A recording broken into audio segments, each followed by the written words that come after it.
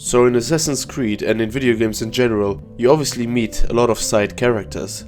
Now some of them are really interesting, while others are quite boring and forgettable.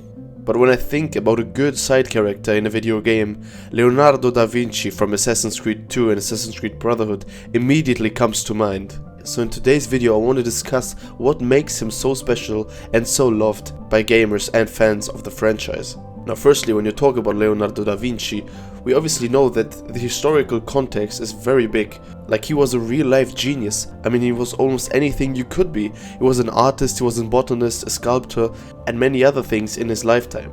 And his work and discoveries are known till today. So incorporating him into the game really brings an authentic historical figure to life that we all have heard in school or in general.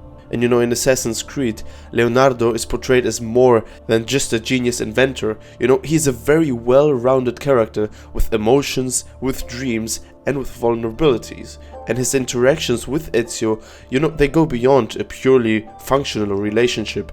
They really evolve into a genuine friendship, and everything just adds depth to his character. And you know, while Leonardo is very well known to be an inventor, it was really nice that Ubisoft integrated that into the gameplay. You know, that we gamers can really enjoy his innovative creations, such as the flying machine, for example, as well as his creative problem-solving skills that often help Ezio and us. Now, another thing that I've really thought about a lot is that Leonardo brings a sense of humor into the game. You know, while the main story is often very serious and dark, the conversations with Leonardo are very light-hearted. And you know, every time you meet with Leonardo, it's kind of a very nice thing, because he contributes very well to the game's overall atmosphere and brings in a lot of emotions and spirit into the game.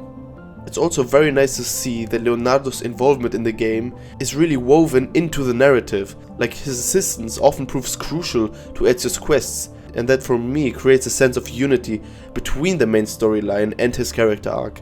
And obviously his impact is long term, like he doesn't only appear in the first couple of hours of Assassin's Creed 2, but he has a lot of appearances in those two games, Assassin's Creed 2 and Assassin's Creed Brotherhood, which also allows us to witness how his character evolves over time, parallel to the evolvement of Ezio Auditore. And when speaking about Leonardo in the game, you obviously have to acknowledge the great voice actor for Leonardo. You know, Carlos Ferro made a really great job. He brought warmth and charisma to the character, and he made the interactions with Ezio and with other characters really memorable and engaging, and he helped very much to bring the character to life. And you know, Leonardo is a very philosophical person, and he has a lot of quotes that are really memorable and are stuck in players' heads. You know, some quotes really made me think while playing the game. Like once he said, "While I thought that I was learning how to live, I have been learning how to die." And you know, sentences like these really stick with you and you think about them even after finishing the game. And you know, when Ezio speaks to Leonardo and their interactions in general really contribute to Ezio's growth and development.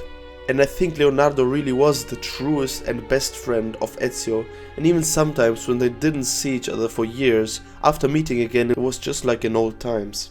And you know, whoever thought about including Leonardo da Vinci into Assassin's Creed really had an incredible idea, because his inclusion is not only educational, but it also invokes a sense of nostalgia, and it really makes us appreciate his contributions and what he did in his lifetime.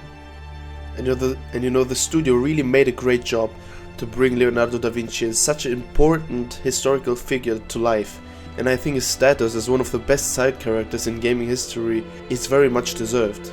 Because as I already said, he is not just a static historical figure, but a really well-developed character who leaves a lasting impression on us players.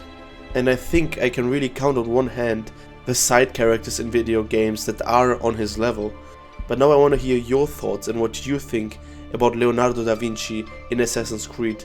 Is it only me, or do you also remember him as much and loved him while playing the Ezio trilogy? You can, as always, write your opinion down in the comments, and I'll be seeing you in the next video. Until then, have an amazing day. Bye bye.